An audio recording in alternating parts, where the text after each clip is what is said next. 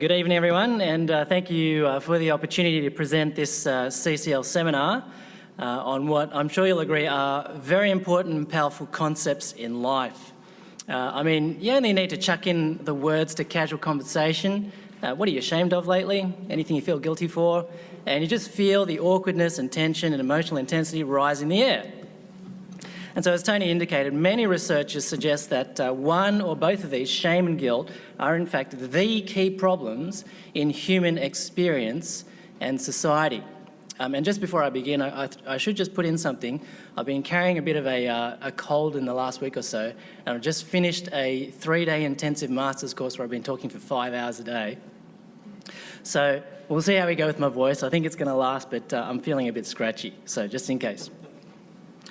So these are the key problems in human experience and society. So, for example, Brené Brown of TED Talks fame calls shame a problem of epidemic proportions. Well, Sigmund Freud's research was devoted to what one writer puts it, the life-destroying dynamic of guilt. According to the National Mental Health Commission, mental health problems cost the Australian economy more than $60 billion each year. And while guilt and shame are by no means the only cause of these, many of the psychologists and pastoral care workers I chatted to in the lead up to tonight highlight them as central issues in their work.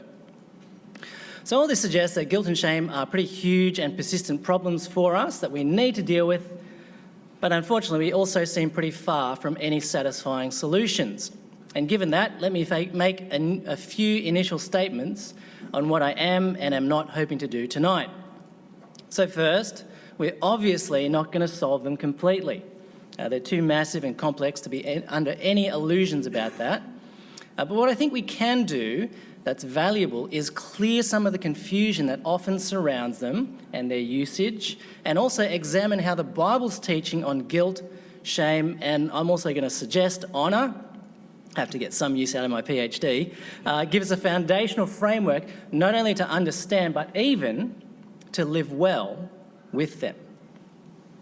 Second, related to this, a confession and a disclaimer. My background is not in psychology or counselling. I'm a biblical scholar and a theologian.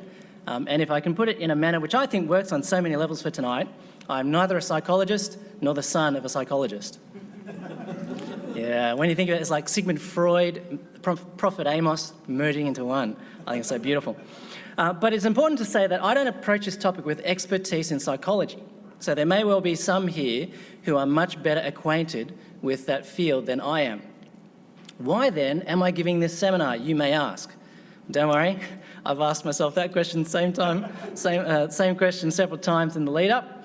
But as Tony mentioned, my engagement with guilt and shame came through studying the Bible from an anthropological perspective, that is, seeing the Bible as a shame culture document rather than a guilt culture document.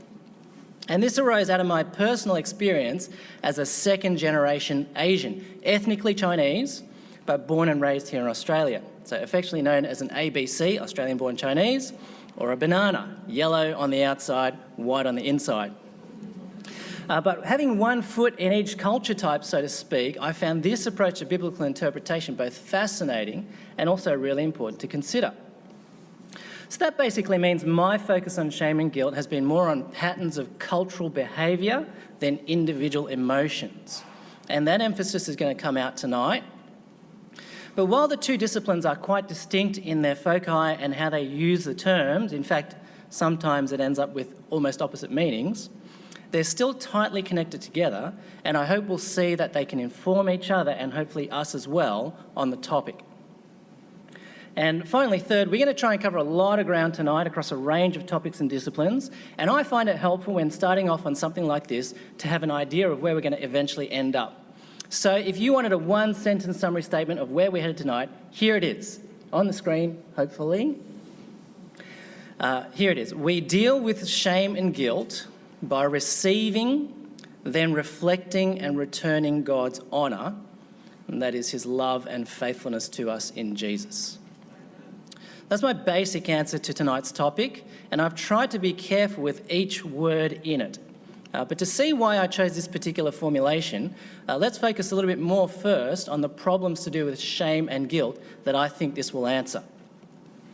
So first of all, the first set of reasons why shame and guilt seem to be such problems for us, I've called existential reasons. Most commonly understood, they're both negative emotions or experiences that we all have, which are detrimental or inhibit us from a sense of wholeness in some way. In other words, shame and guilt both make us feel bad about ourselves. Now, I say this without any triviality. Our emotions are a very important, powerful, but complex aspect of our beings, and when they turn on us, they can be highly destructive both to us and those around us. And this captures why, for many, dealing with guilt and shame means trying to rid ourselves of them.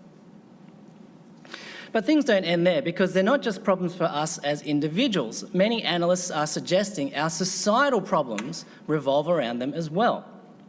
So last year, Christianity Today published an article suggesting the epidemic rise of things like cyberbullying and doxing, that sort of thing, indicates Western society is moving away from a guilt culture back to a shame culture. From the categories of right and wrong as the ethical standards in society to social inclusion or exclusion. Basically, loosed from the anchor of an absolute moral standard, we are now being led by the superficial but tyrannical whim of public opinion, and it is destroying us. The third reason why shame and guilt are such key problems for us is because the Bible says they are.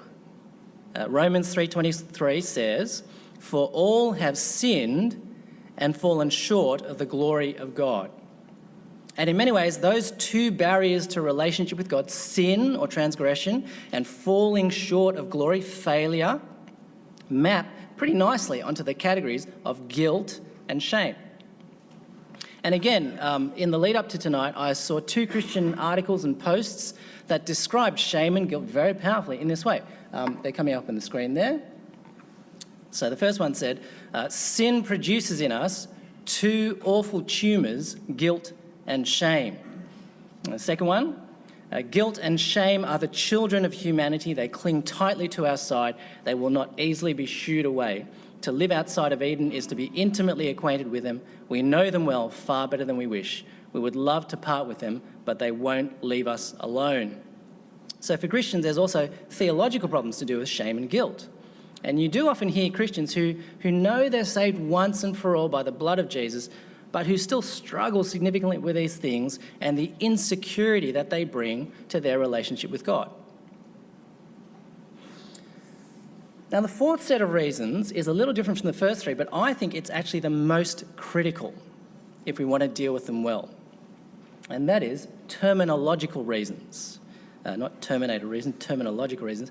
That is, you scan the literature about shame and guilt in both psychology and anthropology, and the overwhelming impression you get is that almost nobody can agree on exactly what shame and guilt are.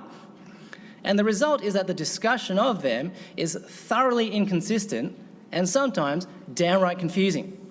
So have a look at the following few quotes. So first from Brené Brown, shame is a focus on self, guilt is a focus on behaviour. It's a pretty stock standard definition from a psychological perspective at the moment. She expands, shame is I am bad, guilt is I did something bad. And so then she concludes from this, shame is highly correlated with addiction, depression, violence, and she goes on with a pretty long list, whereas guilt is inversely correlated with those things. It's incredibly adaptive. So basically, shame is bad because it's about you and your identity, but guilt is good because it's about behaviour which can more easily be changed, and so therefore you work on guilt because that can bring positive change. And so you kind of accept that and you go, okay, I think I'm happy with that. And then you read the next article and you get this. From a prison mental health worker's observation that guilt's focus on behaviour in rehabilitating criminals is useless if they show no personal remorse. He says, one cannot rehabilitate a population that has no shame for aberrant behaviour. In an increasingly violent society where external controls are breaking down, shame may be the best hope because it is the ultimate internal control. So now, shame, rather than guilt, is the thing that brings positive change. So which one is it? Is shame bad and guilt good? Is it the other way around? And anyway, I thought both were negative and detrimental. Well, how about these two quotes, specifically on the nature of shame? So first, shame is closely related to guilt, but there is a key difference. No audience is needed for feelings of guilt, not so for shame. The humiliation of shame requires disapproval or ridicule by others. So shame requires an audience, guilt does not. But then this from another author. One can certainly feel shame when alone. That is, shame does not require an actual observer or audience. So shame doesn't require an audience. Well, does it or doesn't it? I'm very confused. I think I may need some counselling myself. And so I think this is perhaps the key problem we have in dealing with shame and guilt, just clearly understanding what the heck we mean by them, how they relate to each other, and how we experience them. Now, all those authors do try and resolve these apparent contradictions in different ways, but can you see how this swirl of different, often opposing definitions really hamstrings us from the start? How can we deal with them well when we can't even figure out what they are? So, I want to start by trying to unravel this confusion. And what I'm going to do is I'm going to try and give a really brief coverage and basic definition of what the terms mean in each field, highlight the strengths and weaknesses, and then bring up some, I think, helpful new contributions in each area before I try and rebuild a more consistent and helpful model of shame and guilt that, for me, tries to take account of it all. So first of all, shame and guilt in psychology. So in psychology, in fact, all of our contemporary understanding of shame and guilt springs largely from Sigmund Freud's work in the late 19th and early 20th century. And it's largely his theories that lie behind that wide range of definitions that we just saw. But probably the most popular one and the most dominant one in psychology is Brené Brown's, which is expressed in her now famous TED Talk, where she says, guilt occurs whenever an internalized moral boundary is touched or transgressed and is accompanied by the fear of punishment. So essentially, guilt is doing what you ought not to do, so it's about how a person acts. Shame occurs when an ideal sense of self fails to be reached and is accompanied by the fear of exclusion or rejection. So in contrast to guilt, it's not being what you ought to be, usually in the eyes of others. So it's about who a person is. And so in Brown's terms, she says, guilt says, I'm sorry, I made a mistake. Shame says, I'm sorry, I am a mistake. See the difference there? Behaviour versus being, what I do versus who I am, punishment versus rejection, guilt versus shame. I think that's probably the most dominant definition in psychology, and in some ways it's very powerful, in some ways very helpful, but when you look at it more closely, as we will in a second, it is also incredibly problematic. Now, before we get there though, I want to compare that to the definitions in anthropology. And so the same terms found their way into anthropology in the now classic contrast between shame cultures and guilt cultures. Now, this all springs also from Freud's definitions, but basically anthropologists suggested that nations can be characterised or described in terms of whether their social dynamics spring from guilt or shame. That is, whether its people operated on an internalised or individualistic moral code, conscience or guilt, or an externalised or collectivistic set of social expectations and sanctions, or shame. So as Ruth Benedict puts it in her classic work on the difference between Japanese and US cultures post-World War II, The Chrysanthemum and the Sword, she says,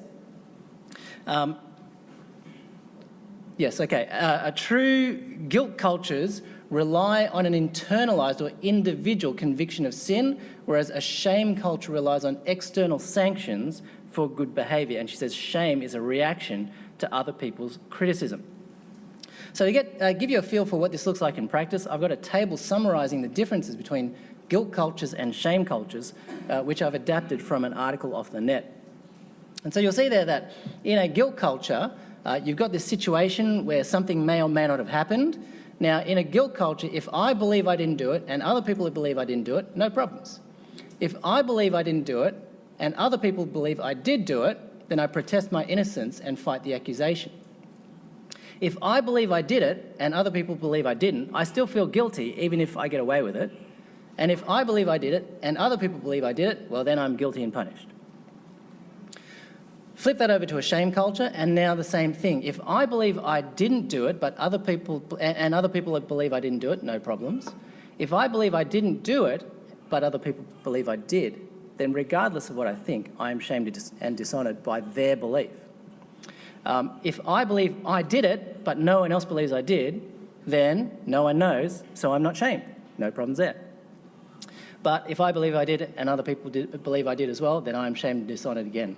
Now, can you see the axis along which each works? For a guilt culture, the key axis is I believe I did it. That's the determinant, the individual. Whether or not anyone else knows it, I know it, and so I feel guilty, or I'm guilty in fact. Whereas in a shame culture, the thing that makes things real is the opinions of others. So whether I believe I did it or not, if they believe I did it, that's the thing. And so that's the way that the two different cultural types are characterised. And here, what we see is guilt and shame are not so much two emotions within one individual, but actually two different types of social motivators. Okay? And that's where you get these key classifications, a guilt-innocence culture versus a shame-honour culture, and sometimes people add a third, a fear-power culture. Now, just before we move on, though, I want to also note how this anthropological approach to guilt and shame has impacted our understanding of the Bible. So over about the last 50 years or so, there's been an increasing recognition that contemporary biblical interpretation and theology has come almost exclusively from a Western, individualistic guilt culture viewpoint. But the problem is, the Bible is not a modern Western document. It's an ancient Near Eastern one. In other words, according to this scheme, it is not from an individualistic guilt culture, but a collectivistic shame culture. And if that's the case, then maybe Western evangelicalism, with its focus on individual salvation and the cross as punishment for guilt, has been misinterpreting the shame-based Bible all along. And when you think about sometimes neglected verses like Hebrews 12:2, Jesus endured the cross, scorning its shame, or 1 Corinthians 10:31 that says we are to do everything for the glory or the honour of God, suddenly a guilt-innocence paradigm seems a little inadequate to be the flag bearer of biblical understanding, and maybe an honour-shame one would actually be better. And in fact, some theologians are calling Western evangelicals to do just that, jettison the guilt gospel and preach instead the shame restoration gospel. Okay, so that's just a brief taste of where things are up to in terms of what people think about shame and guilt from a psychological perspective and an anthropological perspective. So what do we do with all this? Well, I think there's lots in each area we can benefit greatly from. So in terms of psychology, two basic things we can gain and benefit from. First, as I raised in the introduction, I think our emotions are a complex, powerful, but often neglected aspect of our beings, especially in a tradition like Sydney evangelicalism. We're not feelings people, we're truth people. But when you think about it, the Bible is replete, isn't it, with examples of people of faith being utterly overwhelmed by their emotions, whether in joy and praise or in grief and turmoil. Just think of the Psalms. And so I think the Bible actually welcomes us dwelling on and understanding our emotions as best we can so that we can discipline and direct them towards living for God. So psychology can really be helpful for us in that regard. And second, the psychological distinction between shame and guilt, between who I am and what I do, is an important distinction, which is recognised in philosophical discussions of the relationship between act and being. That how does what I do relate to who I am? Am I a good person who does bad things? Am I a bad person who can sometimes do good things? It's a very important question, and psychology helps us to swim in these waters. At the same time, I think there are several dangers or weaknesses in the psychological research on shame and guilt. And the main one, as I've already outlined, is the confused definitions. But second, even if you do try and adopt one definition and stick to it, it's really hard to find one that actually works. So for example, let's take Brené Brown's definitions again. They're very popular, lots of people accept them and build lots of stuff on them. Rhetorically, they're very powerful and they seem to make such good sense. I find it hard to change who I am, and if someone insults who I am, it's very hard to get over it. But if someone criticises my behaviour, okay, I can change my behaviour. Sounds nice, sounds like it works.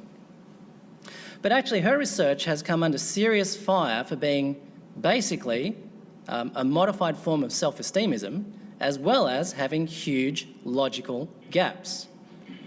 I mean, if shame is always damaging and destructive and cannot bring about positive change, then how come Paul can say to the Corinthians in 1 Corinthians 6:5, I say this to your shame? And when you think about it, don't we want, in some capacity, to be able to say, in the right circumstances, I'm ashamed of myself? Or you ought to be ashamed of yourself. Where our intent is not to exclude or reject, but to actually bring the other person back to their senses so they can be included again. And so I'd argue that it's very possible for shame to be just as restorative, positive, adaptive as Brown claims guilt is, and vice versa, that guilt can be as destructive a force as Brown says shame is. So I think there's something fundamentally faulty in her logic, because when you just press the model a little bit, the whole thing collapses. And I think the same thing can be said for most psychological formulations, and hence articles keep being written on why no one agrees on shame and guilt. But thankfully, it's not all bad news. There have been some very helpful new contributions, and I want to highlight one in particular. It's a book called In Defense of Shame by 3 authors, Dionne, Radogno and Tirone. And as the title of the book implies, they want to defend shame as a necessary and in fact beautiful part of our emotional makeup. And so what they do is they draw a key distinction between the shame you feel and the act of shaming that brought it on. In other words, they ask the question, what was it that made you feel shamed? And the answer to this question leads them to conclude that the emotion of shame itself is not the problem. Rather, it's being shamed for irrational or immoral reasons. And that's why shame has been so misunderstood to be completely negative and undesirable. But the problem is not the emotion, the problem is when it occurs due to damaging reasons. Does that make sense? Now, to show this, the authors develop Aristotle's idea of prospective shame, which is basically trying to use the emotion of shame to imagine a future situation where you would be disgraced. And they conclude that this is actually a vital function of shame, both for avoiding situations like that in the future, but also using it to construct positive parameters for your life. In other words, if you have the right value system in place, and if you can imagine that if you do that awful thing, you will be shamed, then shame helps you to walk towards what is admirable and good and keep you off the path of disgrace. Or, alternatively, it will then help you recognise, I have gone off the track and I need to go back in the right direction. And so they conclude shame can be seen as a full-blown virtue as long as we endorse the values that sustain it. Now, I think this is so insightful and so helpful because basically what they're saying is shame in and of itself is a morally neutral category. It's just an emotional reaction to failing to reach an ideal. What determines whether it's a good or bad thing in any case is the particular ideal, whether internal or external, that caused it. If the ideal is immoral or irrational or detrimental to a relationship, then shame is definitely destructive. If you have been constantly judged for your appearance and made to feel ashamed of the body God lovingly created for you, that is awful. But if the values that cause you shame are virtues, then shame, and especially prospective shame, is both positive and essential to life. If I treat you poorly, abusively, I should be ashamed of myself. If I come to my senses and feel that way, or if someone else makes me feel that way, that's not a bad thing, that's a good thing. And so as long as the values behind it are virtues, shame is positive. So that obviously raises the question, well, what is virtue? We'll get there in a while. But what I want to do just for the moment is actually extend this to both guilt and honour as well. That is, just as shame or failure to reach an ideal is inherently a neutral thing and needs the actual content to be evaluated as positive and negative, so I think is the case with guilt, transgression, and honour.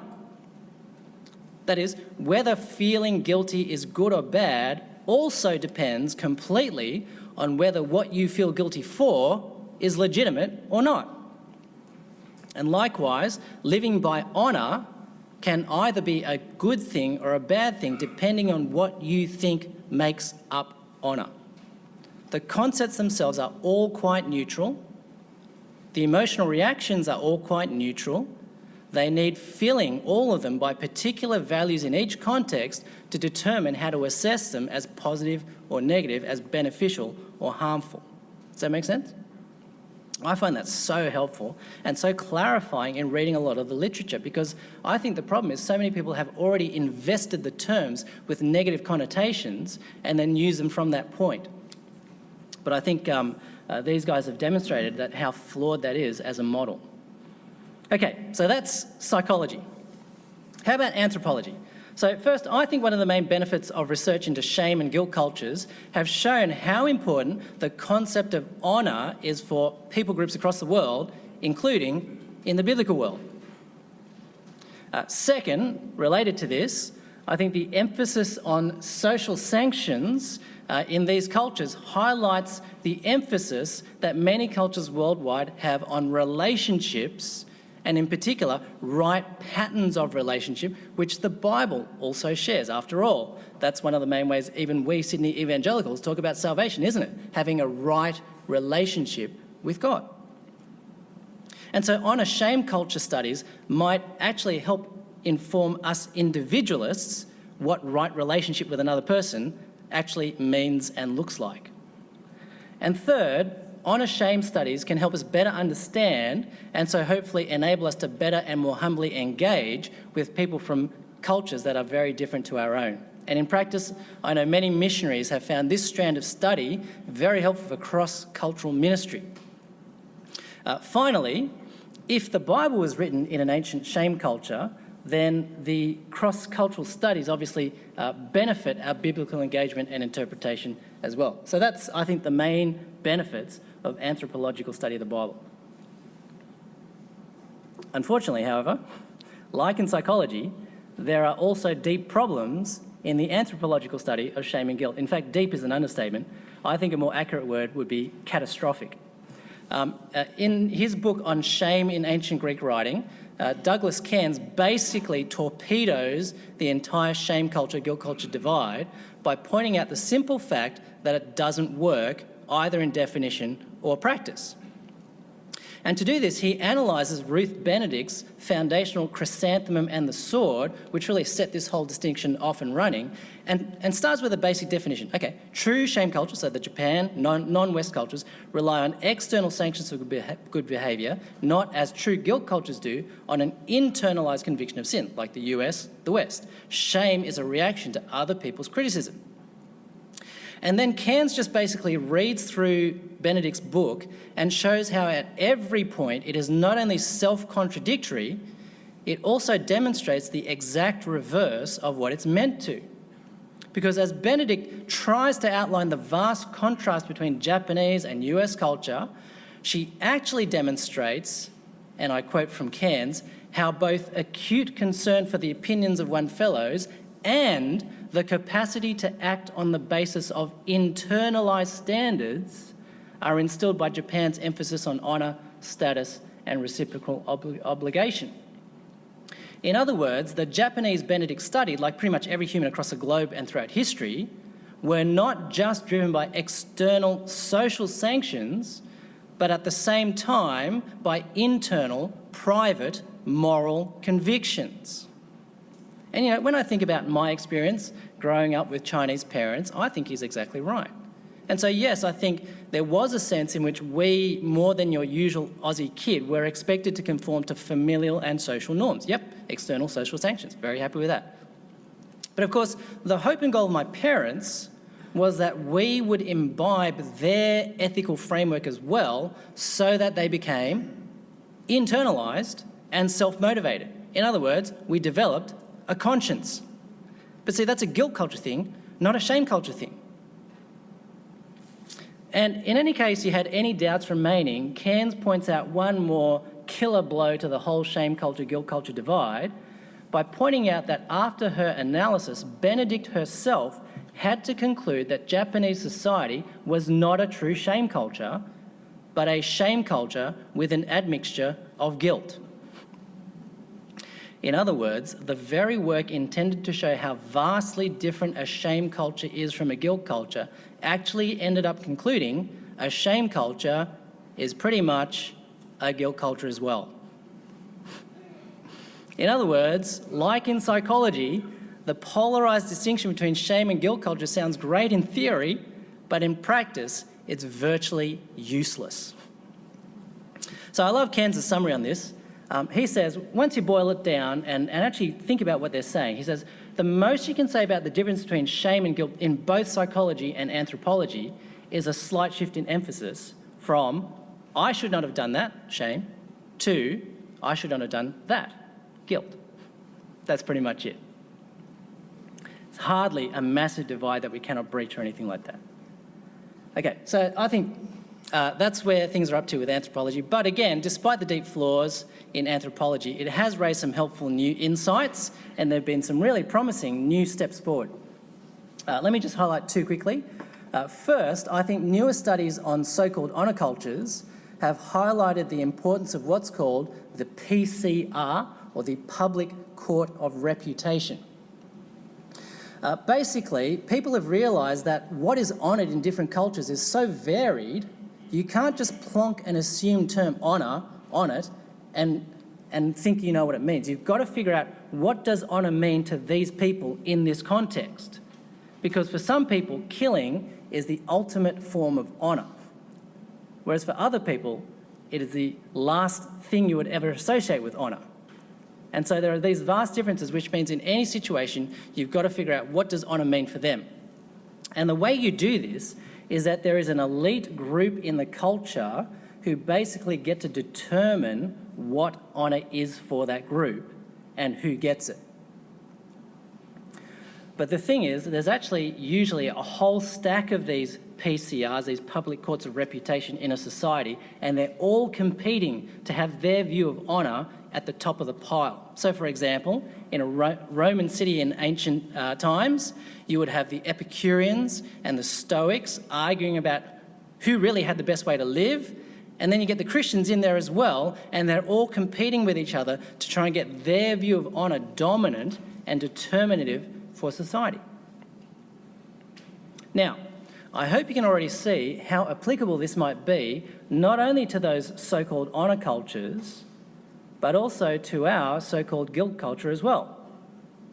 So think about how some of the recent political debates on key social issues were conducted. Think about the slogans that were used, think about the tone of the argument, think about the appeal to ideals that were involved. Doesn't the idea of different PCRs with their competing views of what is truly honourable and shameful, all jostling to get their view dominant and determinative for society, just fit the bill perfectly? So I think it's a very useful way to think about cultural engagement. But also, secondly, I think the ease with which you can apply so-called honour culture dynamics to so-called guilt cultures like us leads to the second helpful new insight. You see, initially I thought the weaknesses in the shame culture, guilt culture divide meant the whole thing is useless. There are no shame cultures or guilt cultures. But actually, on reflection, I think it's better to say that all cultures are both shame cultures and guilt cultures. And I read an article noting exactly that. Just as Japan, the so-called shame culture, has plenty of guilt culture dynamics in it, so the US and Australia, the so-called guilt cultures, have plenty of honour dynamics built into them. From the brand of clothing we wear, to the brand of car we drive, where we were educated, the location of our office, who we rub shoulders with on the weekend, which particular team we support, we Westerners are actually saturated with social and honour concerns as well. Which, when you think about it, in light of the Bible's teaching that we are all inherently relational beings, makes perfect sense. And again, in case you just need any more convincing of this, I found a table on the internet which I think illustrates this perfectly in a hilarious way. It was called, on the website, What a British Man Says, What a British Man Means. And you can see there's this table about what the Brit says and what he actually means and what others might understand. So, for example, I hear what you say. What he really means, I disagree and don't want to discuss it further. What others hear, oh, he accepts my point of view. How about, go near the end, I'm sure it's my fault, actually means it's your fault. And the other person thinks, why did they think it was their fault? I almost agree means I don't agree at all. I have only a few minor comments means please rewrite completely. And on it goes. Now, I know it's a caricature and it's slightly racist, but on the other hand, it seems like half of the Moore College faculty are now Brits. And I think it works pretty well for them. So in case you get an essay back from them that's marked, I almost agree, you'll know what they really mean. But actually, what I find fascinating about this table is how this is almost identical to a letter with the Asian notion of face. Is it not? Doing or saying what will maintain the stability of social relationships rather than necessarily what you think at the time. So perhaps we in the West are more of an honour culture than we actually realise. And I think there's great value, therefore, in research on such cultures because it makes you realise all cultures operate on all three dynamics. Honour, shame and guilt are present in all societies. What makes the difference between them and they can be very different, is not that one operates on guilt and another one on honour and shame, but rather that the particular values that determine what honour, shame and guilt are in each one vary widely. And I think actually a similar thing can be said for us as individuals. There's also that same set of dynamics in us. There's things that we think are honourable, shameful, guilt-worthy, that variously interact with the dynamics of our society around us. And that's why, for example, you can be shamed by society for something but feel no shame individually because you're subscribing to a different formulation of shame and guilt. And alternatively, that's also why something like peer pressure has always been as powerful a force in guilt cultures as in shame ones. Because at the end of the day, we are social beings. And so it's no wonder that despite our philosophical individualism in the West, deep down, we really do deeply care about what other people think of us. Okay, so let me now try and put it all back together in a more consistent model of understanding, which I think we needed to do. So I think the key thing to start with is honour, which is basically the concept of an ideal value, whether personally or socially. So honour is basically social value or personal value, personal ideal. And again, it's morally neutral until you work out what exactly it is you are valuing in the situation. So that's honour. Now, shame is not quite the direct opposite of honour. I think that's dishonour, but it's pretty close. Shame it just communicates a failure to reach an ideal, which when you apply it to the concept of honour means you've fallen short of honour, which is shame. But guilt is so closely related because it is simply the concrete things that signify that you have fallen short of honour. So shame and guilt can often be intertwined because they're virtually the same thing. One says you failed, the other one says, how did you fail? And so I think using this basic model and then filling it with particular content, I think this accounts really well for the variety of definitions of guilt and shame you run across, but also tries to avoid their weaknesses and pitfalls. How are we going for time, Tony? Oh, great. So let me give you a couple of quick examples and illustrations of applying this model to vastly different things, but seeing how they work well. So I'm going to do one that's trivial and then one that's serious. Trivial one. So many of you know I love fishing. And I might go fishing, and when I come back, you might ask me, how'd you go? And I'll say, didn't catch anything. And you say, oh, that's a shame. Now, by this, you don't mean you are an awful person who is of absolutely no value, and I don't want anything to do with you because you didn't catch a fish. Or at least I hope you don't mean that. You just mean there was an ideal. You go fishing, you catch a fish. You failed in that ideal, so that's a shame. It's a disappointment. It's a failure. And you're not trying to exclude me, you're trying to empathise and comfort me to include me. But the shame here is so trivial and non-moral, it barely impacts anyone. Unless, maybe, I bought a fish from the fish shop on the way home and then lied and told you I caught it. I think that gets a bit closer to moral shame because you've broken the honour system created by going on a fishing trip. And it's also guilt, isn't it? And at this point, I want to say to my wife, Chrissy, who's in the room, sweetheart, I've never done that.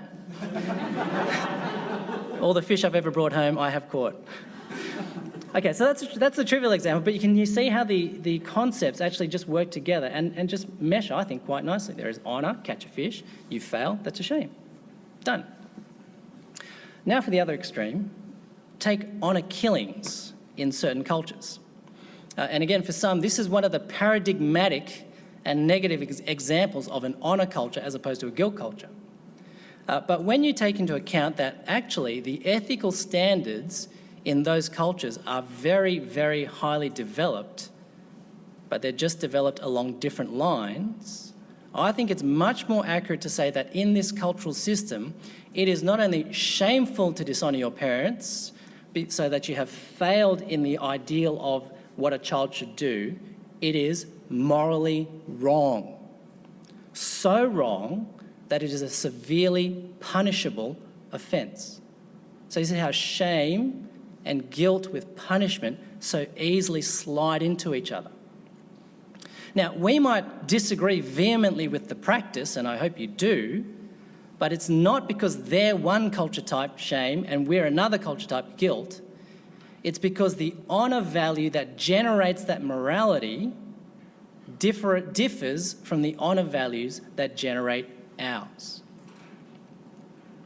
So I think this formulation of honour, shame and guilt and how they relate to each other works so much better in how we use the terms in various settings, why they can both, guilt and shame, be internal and individual and external and social, why they can be completely trivial or utterly serious, why they can be highly emotional or barely emotional at all, why they can sometimes seem so absolute and long-standing and other times totally relative and recent, why shame can easily refer to acts, and why guilt can just as easily refer to being an identity, and ultimately why each of them can be so good or so bad.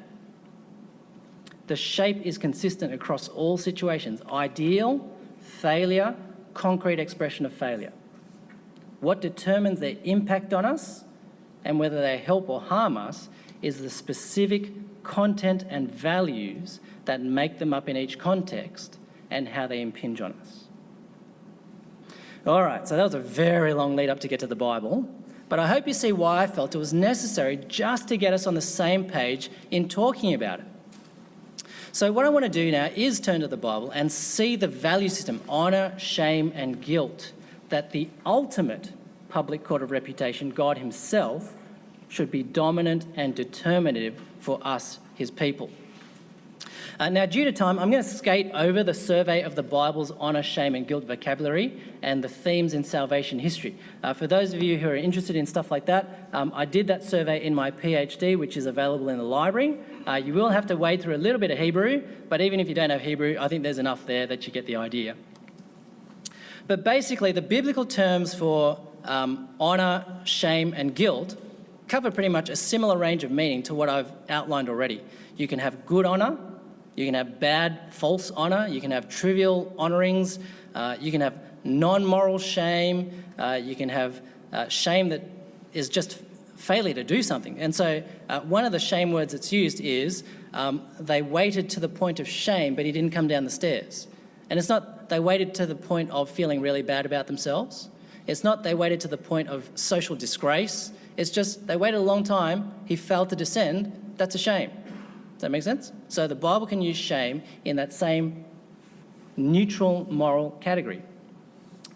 Similarly, guilt can refer to an actual transgression, can refer to a feeling of being guilty, or it can just refer to an object that is twisted from its original purpose without any moral content or with great moral content. So it's a pretty broad range of meaning when it comes to the words. But this breadth is funneled and focused towards the main subject of the Bible, which is the glory of or honour of God. Because at the end of the day, the Bible uses the same term for both glory and honour. And says that in the end, God's glory, God's honour, is what creation and especially what the gospel is all about. And so we've already seen 1 Corinthians 10:31. We are meant to do everything for the glory, for the honour of God. Honouring God is what life is truly about and what creation was made for. And likewise, the gospel, the cross of Christ, is all about Jesus being the expression of God's glory and honour. John 1:14, the Word became flesh and dwelt among us. We have seen his glory. Honour as of the one and only from the Son who came from the Father, full of grace and truth. And Philippians 2 tells us that the gospel is also about God elevating Jesus to the name above all names, top of the honour pile, to whom every knee will ultimately bow. And so honour concerns flood the Bible and flood the gospel. And so I think what we need to do then is understand how the Bible does this and then align our understanding and experience of shame and guilt with what the Bible sets out. And so I want to do that by establishing how God's honour is the foundation for our understanding of what shame and guilt truly are. Yes, okay. So what does it mean that we should live for God's honour? What do you think that fills that content, God's honour? What is God's honour? The Bible obviously talks a lot about that subject, given it's the central topic of Scripture. And as you scan the language, God's glory or God's honour is tied to his power and his worth, his splendour and his beauty, his reputation and his rule. But the thing that lies at the heart of it all and ties them all together is perhaps a little unexpected. It's revealed for us in a key episode in Israel's wandering in the desert in Exodus 33 and verse 18 and following, which is the aftermath of the golden calf incident. And even though that situation gets resolved, Moses, presumably still exasperated with the people, asked God to show him his glory as a sign that he is still with him. So verse 18, Moses said, "Now show me your glory." And God's answer is striking. Verse 19, "And the Lord said, I will cause all my goodness to pass by you, and I will proclaim my name, the Lord, in your presence." See, what is the glory and honour of God fundamentally? Not his power or riches, his character, his goodness, which is then defined for us in the next chapter, chapter 34, verses 6 to 8, when God does pass by Moses and proclaims his name, the Lord, the compassionate and gracious God, slow to anger, abounding in love and faithfulness. And these two terms, love and faithfulness, become a summary of who God is at his heart, and therefore what he deems is of ultimate value, ultimate honour. Love. In the Bible, it is a fierce determination to do good to another person, regardless of the cost to you. And faithfulness, a steady commitment to fairness, justice, and reliability. That means you can depend on someone and build a solid relationship with them. Sometimes you might see the synonyms that God is full of mercy and justice, or grace and truth, like what was said of Jesus in John 1:14. And the point of all this is to say that this all means that the honour of God is a wonderful thing. It is his love and his faithfulness. What else would you want creation to revolve around? See, God's honour is not the self-aggrandizement that is often associated with human honour. It is his self-giving goodness to those he has made. And when you see it in that way, isn't living in that sort of honour system life and blessing itself? And so that is the ideal that the Bible sets as true honour. And that then gives you the foundation of how to understand shame and guilt properly, especially as we experience them. Now, to help us to understand how this works, I want to use an illustration of how the world's meant to work from the American theologian and revival preacher Jonathan Edwards from his tract, The End for Which God Created the World. And he uses this image of God's glory. He says, imagine a light source like the sun. I think there's a diagram coming up or a picture. And a mirror. So God is like the sun. He is the source, and he makes the world so he can pour forth his glory into it, fill it with his honour, that is, his serving love and faithfulness to us. But the process doesn't end there because creation, and especially we humans, are meant to receive God's glory and then reflect it around so that the world is filled with his good gifts, and then return his glory as we use his gifts in accordance with his will and praise and thank him, the giver. And so there is this rebounding relationship of love and faithfulness from God to us and us to each other and then back to God. And that is how the world is supposed to work when God's serving love and faithfulness fills, dignifies, elevates his servants to then themselves give in serving love and faithfulness to him and to others. See, that is the ideal. That is honour that the world revolves around and to which the world is finally headed. But that understanding of God's honour also helps us understand the nature of sin and its consequences, especially in terms of shame and guilt. See, sin is much more than just breaking rules or committing a crime. Sin is when the world turns away from its true source of glory, its creator, and tries to seek glory and honour elsewhere, in other words, in what is created. But the mirror has no light of its own. It depends completely on its source for its glory. And so when the world turns away from God and turns away from his glorious purposes for his good gifts in creation, it is twisted away from its true glory and becomes bound by darkness, death, and decay. And the wheels come off and our use and enjoyment of creation degenerates into idolatry, a la Romans 1, trying to replace the Creator with created things.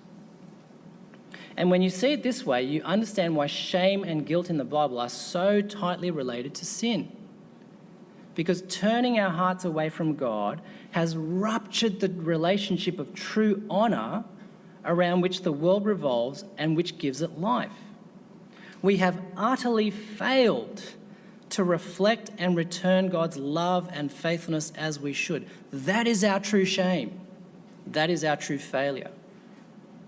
And we know this because of the concrete breaches of right relationship with him and with each other that we have committed in thought, word, and deed. That is our guilt, which God's word in the law and in the gospel brings to light as it reveals through our actions how our hearts constantly break the bounds of our relationship with God. So Romans 3:23 again, for all have transgressed, for all have sinned and fallen short of the glory or honour of God. We have failed to respond, and the evidence in our lives demonstrates how we breach the bounds of right relationship with him. Shame and guilt, hand in hand. But I think it also helps explain why so often in the Bible what is shameful or what is guilt-worthy is so close to what is honourable and right. Take, for example, sex. In the context of a loving and faithful marriage, it is a powerful, wonderful gift to be enjoyed and used as a vehicle to joyfully serve your covenant partner. But take it out of that context, or even within marriage, use it to dominate or abuse, and it becomes damaging and often degrading, filled with shame and guilt because it has stopped being honourably self-giving as it was intended to be. Instead, it has become shamefully self-serving, and we know it's wrong. Sex has been twisted out of its proper place within the bounds of God's honour, and so it now fails to deliver what it was intended to. In fact, it delivers the opposite. So I think this presentation of honour, shame and guilt really handily explains how sin is presented in the Bible, but it also explains why the Bible presents the glory of Christ crucified as the foundation of how we deal with both shame and guilt, because Christ crucified is God's answer to sin. Remember John 1:14, how does Jesus reveal God's glory to us? By being full of grace and truth, or love and faithfulness. And so the gospel is really the Creator entering his creation, becoming part of his creation, so that by his life of love and faithfulness, in response to God's love and faithfulness, he can turn the world darkened by sin back to its true source of honour and glory. And we see this most decisively and effectively on the cross. You see, the cross is the ultimate expression of God's honour and glory, because in the cross we see the ultimate expression of God's love and faithfulness. His love in offering forgiveness and restoration and reconciliation to ruined sinners, but also hand in hand with his faithfulness in dealing justly with our sins so that we can be sure they no longer stand against us because they've been fully paid for, condemned, and justly punished by his death. And so the gospel is all about the glory of God, the honour of God, the love and faithfulness of God, bringing the world in darkness of death and decay back to its light and glory. But it's also about Christ's work in us, because as we are saved and come to Christ, we find ourselves reoriented back towards our Creator and turn from darkened, ruined sinners to again find life and honour and glory as we begin once more to reflect and return God's love and faithfulness as we were made to. We'll skip over Ephesians 4. Yes, and let me just say then, so the Bible calls us to be people of true honour, but by this it doesn't mean to be conservative, formal and stuffy with high regard for ceremonies and courtesies. By it, it means to see every aspect of your life as an opportunity to receive, reflect and return God's love and faithfulness to you. That is a life of true honour. All right, well, let me close with some brief thoughts on where the rubber hits the road with all this. Let me just give a couple of brief reflections. I think, first of all, understanding shame and guilt from a psychological perspective can help us understand and process our often confusing experience of life and emotion. That is, when you think about what makes you feel shamed and guilt-worthy, the answer is probably many things, caused variously by internal, external forces, caused various by legitimate and illegitimate reasons. And I think that's just the normal experience of life in a fallen world. And that means godly, faithful living doesn't mean being spiritually bulletproof. Just read your Bible, believe the gospel, and you walk unaffected through life. It is normal to feel up and down. It is right to have some periods where you feel on fire for God and others where all you feel is darkness. And for some of us, our experiences of shame and guilt, whether legitimate or illegitimate, whether they've been imposed on us by others or whether they've come from what we've done, may have deeply scarred us in ways we may not be able to be completely healed of in this life. But in the light of the gospel of God's honour, if I can put it this way, it is no shame to go through that. But it's also important to remember that the Bible tells us that ultimately we need to define our individual emotions in light of the absolute of God's honour and therefore what is truly shame and guilt. And so it's not how we feel about ourselves or how other people feel about us that we should ultimately refer to as our source of shame and guilt, but rather whether or not it matches up to God's love and faithfulness. So if the reasons we feel shamed or guilty don't line up with this perspective, then they are illegitimate sources of shame and need to be resisted and rejected. But if they do line up with God's love and faithfulness, if we have failed or others have failed us in a significant way, then the shame we feel, we ought to embrace it. The guilt we feel, we ought to embrace it and use them to rebuild our lives towards true honour. But also see that when we fall into them, they are God's painful but good and loving call to turn back to Him and find forgiveness and restoration to life and honour again.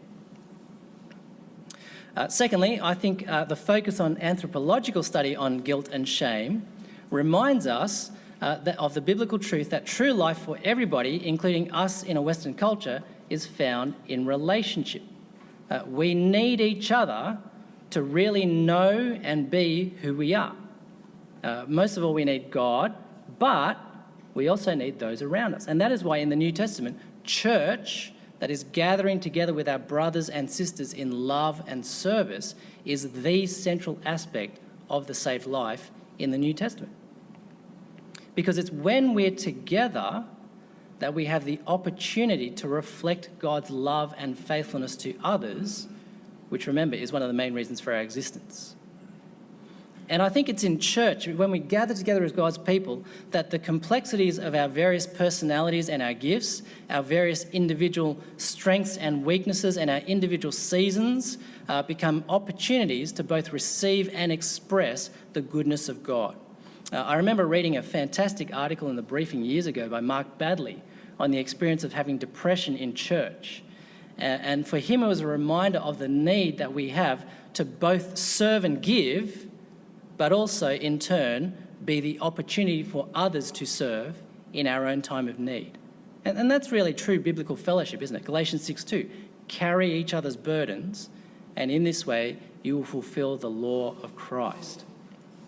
And so I think the idea of an honour culture should really help us to think about the sort of church culture we're trying to form, that our plans and our goals shouldn't just be about numbers and figures, but actually how we're relating to each other, how we're building God's love and faithfulness as the very fabric of our culture and relationship together.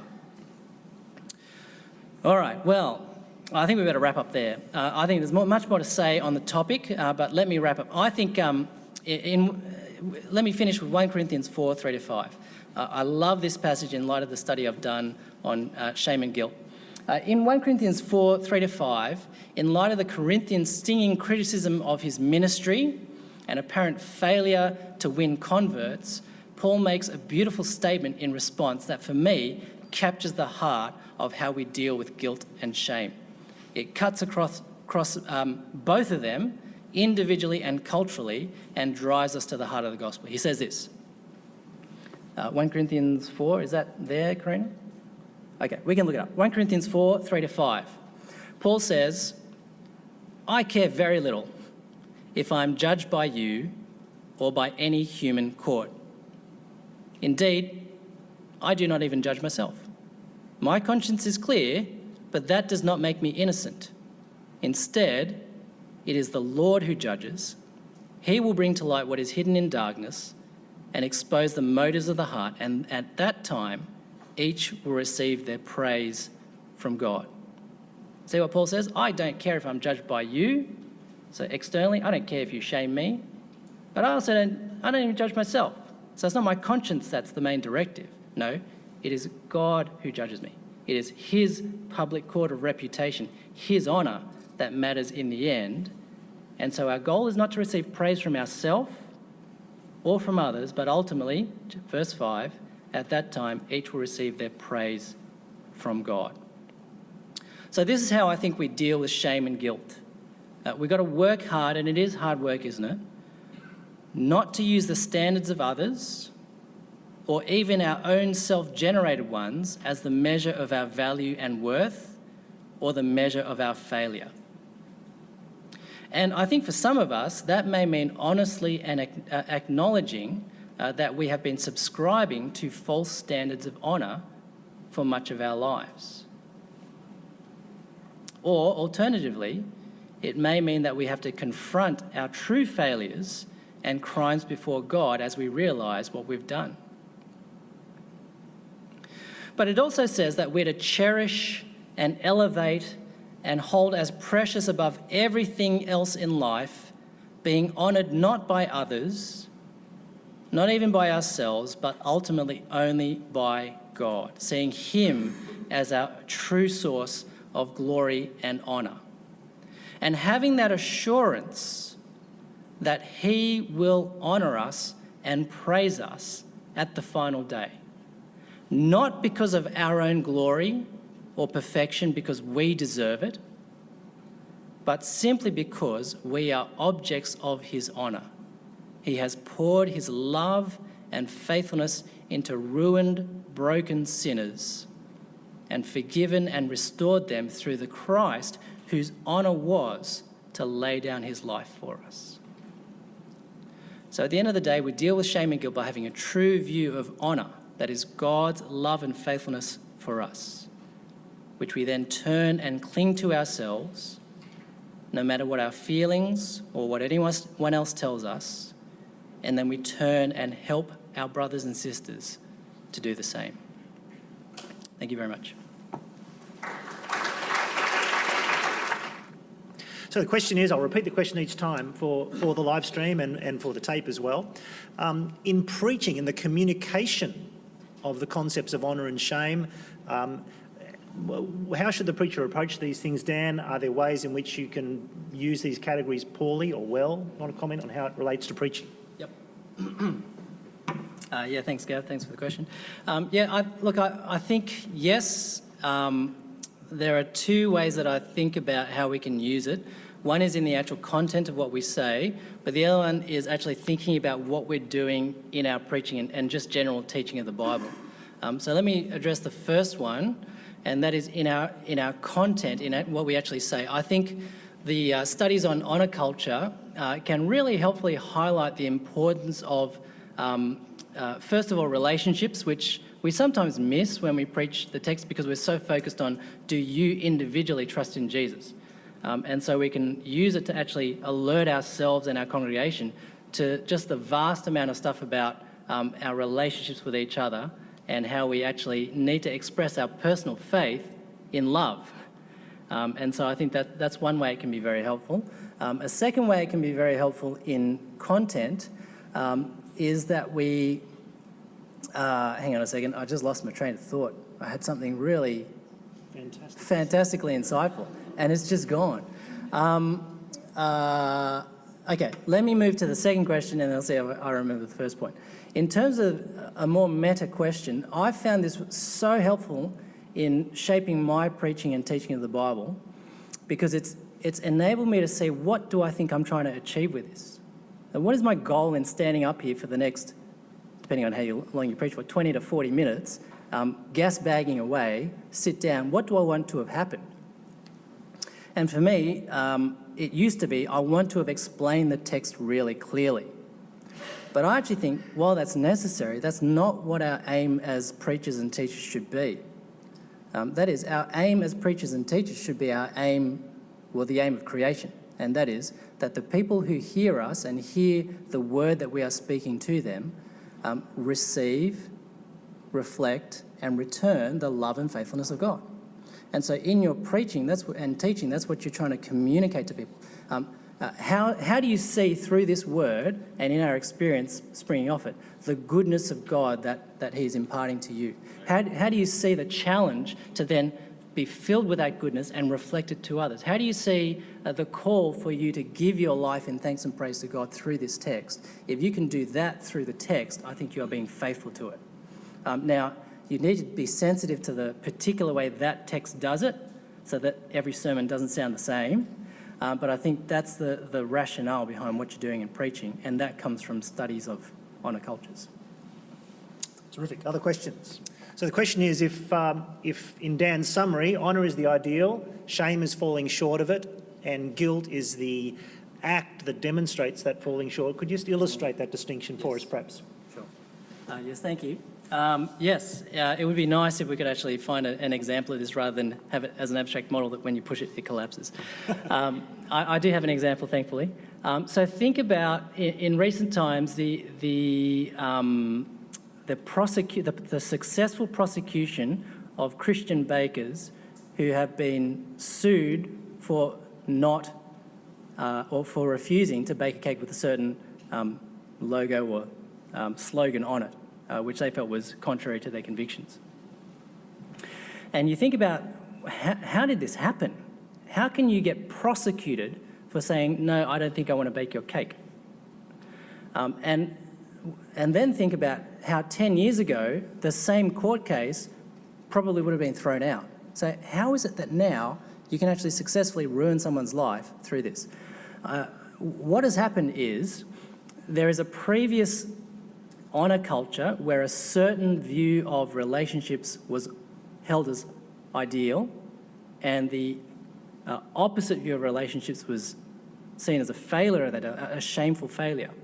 What we have now is a complete overturning of that value system, where now the ideal that you cherish is, if you want to get married, you get married. If you want to do this, you can do this, because it's all about completing the wishes of an individual or a group or a certain minority. And so what's happened is now it is a failure of the ideal, a shameful thing to say, no, I don't want to bake a cake, which means, no, I don't want to support you. So that's shameful, right? How dare you say that? Now, you can get so put out by this, but we cannot allow this. So what do? Let's punish it.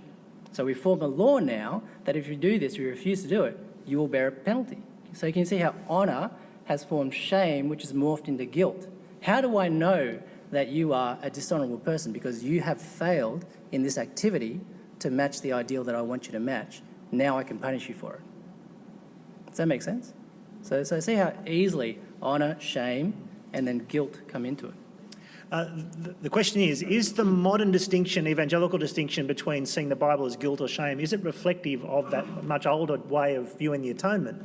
The difference between Anselm's view of the atonement as satisfaction of God's honour and the more classic Reformation view of the atonement as a guilt offering that satisfies God's justice. Do you want to? Yeah, thank you. Yes, I think this is where theologically the rubber is hitting the road for us in all this cultural study stuff. That is, what is the most appropriate cultural value that the cross conveys? And is one adequate, is the other not? So what I'm suggesting with this model is it's a war we didn't really need to have, because when you think about what is the character of God's honour, it is his love and his faithfulness, that is his justice. Therefore, what is a failure of that honour? Injustice.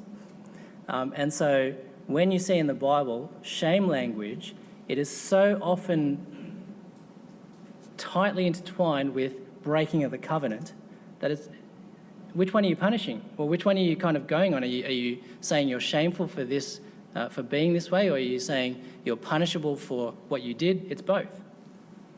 And I think it's actually, I find it really ironic that in some earlier attacks on, say, penal substitutionary atonement, they would say it all started with Anselm, right? He started this whole payment thing, and then that's tracked through to the reformers. But the second generation have gone, oh, hang on, he didn't talk about guilt. He talked about honour. But he's still talking about satisfaction, so that's kind of payment. And so they already get confused about, is Anselm an honour person or is he a guilt person? I think it's because they've separated notions that actually belong together. Because a constituent part of God's honour, and therefore a sort of a necessary part of what forms shame, that is a failure of that honour, is a failure of justice. And so sin is when the right relationship that God's honour establishes is twisted and broken. It is both shame and guilt. So, Dan, how, from cultures that are more collectivistic and therefore more classically described as honour cultures, how can we learn from those cultures in our reading of the Bible? Now, you did touch on this, but you want to just expand on that briefly? Yep. Yes, thank you. That is a very good question, and it's It's one that you basically just do and then feel out, I think. That's the answer. There is no clear answer because what you learn from each culture will be distinct. And I want to resist. I mean, at the one hand, I want to say, sure, philosophically, we in the West are more focused on the individual. But I want to be very careful with that because as I was thinking about it, I was going, no, I don't think that's actually quite right. I think we are as collectivist as everybody else, but we are collectivists who have a particular regard for the individual. And so, sure, we can learn from other people's emphasis more on group dynamics because we don't often think about them as much.